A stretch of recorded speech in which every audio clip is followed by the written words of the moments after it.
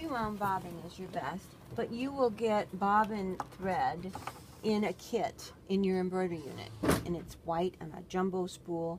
Wind that and use it, but here in the shop we sell the pre-wounds. There's no up or down, so you have to be the same as you put your regular bobbin in. The thread is to your left hand over the top. Drop it in and do the same thing. Bring it in the chute that's right there and click. Go up in the holder, lay it in the cutter. Do not cut until the cover is on. I know what color I want to quilt with, so I'm going to load the machine the same as I did before, over the top.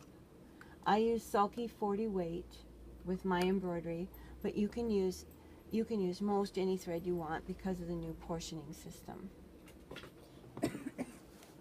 Lay it over the top, around the nose, down the slot, back up, in the take-up arm, right to left.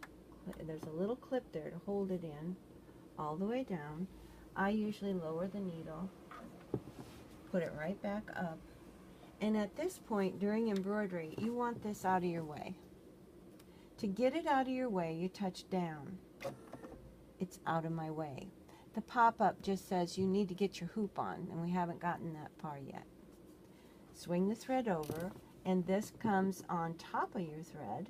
Compress the spring, lay it in the fork, and it will pull a loop for you. Push the loop so you can just pull that, and your embroidery thread is threaded. An issue with this foot is there's no slot to put the thread, so you need to leave it alone for now until you get everything ready. Put the foot back up. Now, attach the correct hoop. We need to follow these instructions exactly as they're shown. Attach the correct hoop, and they even tell you which one is right. If those numbers on the hoop do not match these numbers, we've got a problem. Okay. Placing the thread over the hoop. Don't scoop the hoop, it goes under perfect. On your holding arm, there's a plunger or a little button to push. That has a square peg which will fit into your setting or holding hoop. Slide it right here.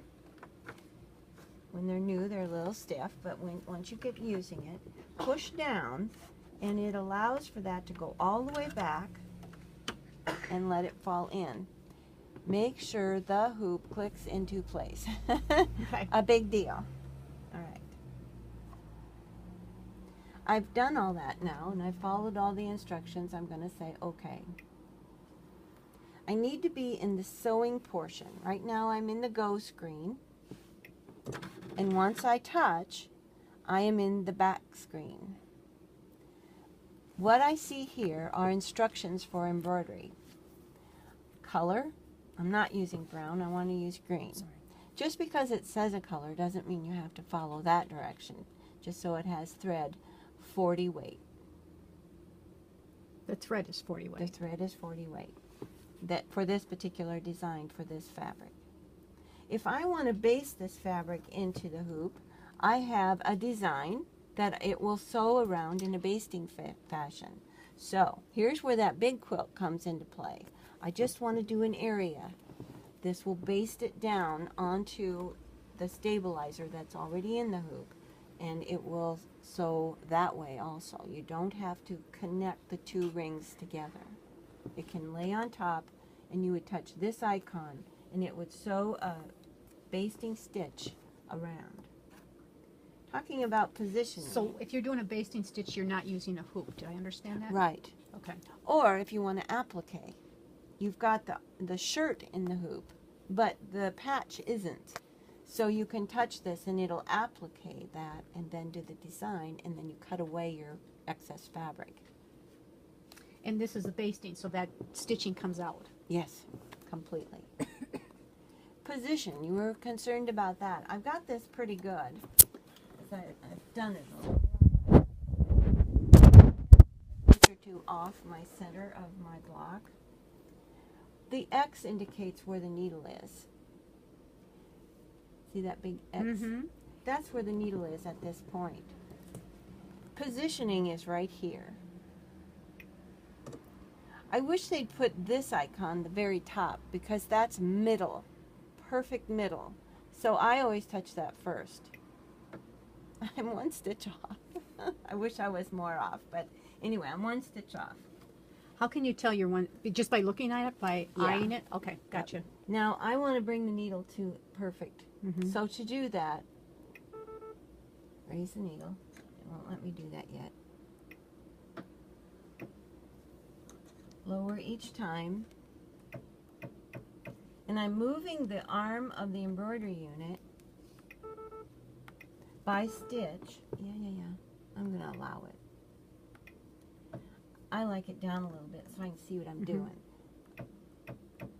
And I'm moving just stitch. Now I'm going to go back. Can you see the hoop kind of moving? Mm-hmm. So that needle will rest right in that intersecting perfect piece.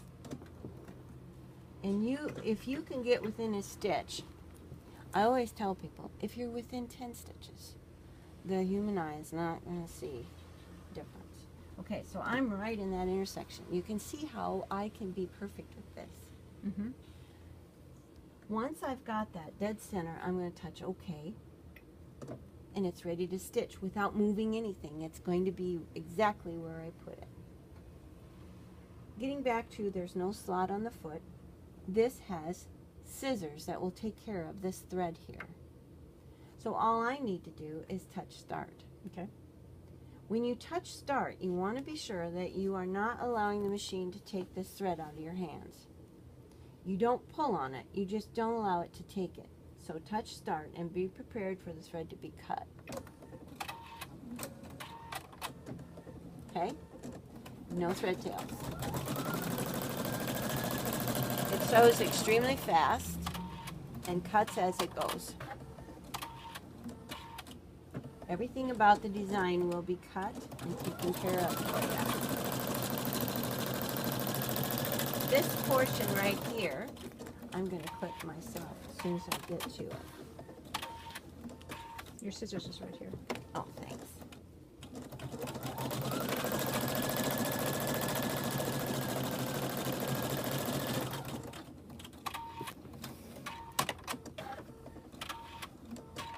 Look how it eats that thread. There's no Awesome. thread tails. Yeah. You won't have anything to take care of once this is done. It's so fascinating to watch how this happens. Thread tail, it's gone.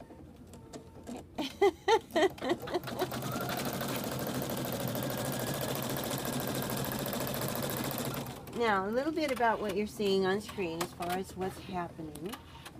This design contains 2,349 stitches. That equates to about 5 minutes. This is the counting of the stitches up to the number. So if, in other words, if this was 2 color designs, it would split those 2 colors saying one has this amount of stitches, the other color has this amount of stitches, but total is here. So how do you, when you need to change color, thread, It tells you what tells to do. you. Absolutely. Did we tell it was all one color? No, this design that I picked, being a quilting design, Oh, okay. is going Okay. to be one color. Gotcha. And I chose not brown but green. I thought Correct. it would be a little easier for us to see. And when you resize, you can actually do small, bigger, bigger, bigger, and do that on screen too, and do echo kind of quilting. It's just absolutely awesome to do. I don't like to put on a performance for what the machine can do because I really, you know, but I like to talk about things to give you ideas, a little bit of dynamite to work with. Work it on your own, and if that doesn't work, it's an awesome lesson. I'll show you how to do it and the steps to go through. There's too many things in sewing that I don't want to compromise your learning on the machine because you're going to have, I have a project and it better do it on this and it better do it good. And if it doesn't, I want to know about it and then we'll work with it. Lots and lots of fun. It should be more fun than it is work. And it should be more creative than it is you trying to figure out stuff. You just do it. This machine can add and interact with you with names, initials, numbers, and everything. So in other words, one of my most asked for lessons is teach me how to do a quilt label.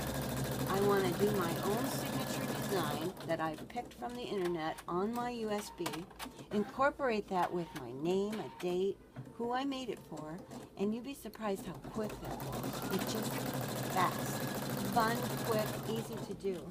So when you go to the internet and you try to pull something like that, do you have to match it to a format that works with this, or Nope. just anyone will work? Any machine format of any sewing machine made today, it understands. I don't care what it is. So like if it's VIP or if it's MSN or if it's Doesn't matter. ABC, Exactly. doesn't matter. Exactly.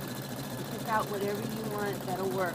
Most of the time, the first icon is the one you want to select. And HUS is very common, and that's Husqvarna. Easy to remember. And if you want to do it in that format, that's great. The resize programs can be saved and put on your USB, so you don't have to go through this process again. And the specs that you made it, the size that you want it, is saved. So you can do all your quilt blocks uniform. Okay. And you don't have to count or resize or do a darn thing. It'll all be in the machine when you call for it. How do you label your design that you're saving? Very good. A pop-up appears. Okay. And the alphabet appears and you go J-U-D-Y. But I'll tell you a little tip. Date it. Because you won't know when you did this, but you can equate the time. Maybe it was in the fall sometime. I did it last year sometime in the fall. But if you know the time you did it, then you can almost go to the project you did the design on and find it. Okay. We're so visual. Sewers are just nothing but visual and hands-on. And to talk about things is fun. But to actually hold it in your hand and say, I did this in August, and it worked out perfect. So I'm going to do another one in the springtime colors or whatever. So most everyone likes it. Look how perfect this is. I'm so proud of it. I'm just looking at I'm that. just so proud of that. It's just amazing how simple it is and logical. It's very logical to do. It brings me to the point, if you get somewhere that just isn't making sense, call me and I'll kind of walk you through. I usually have a machine up here that I can turn on and get to the point where you are and then find that, or else I just know where you are and I won't let you get lost in that regard. What I'm going to do, I have my USB from home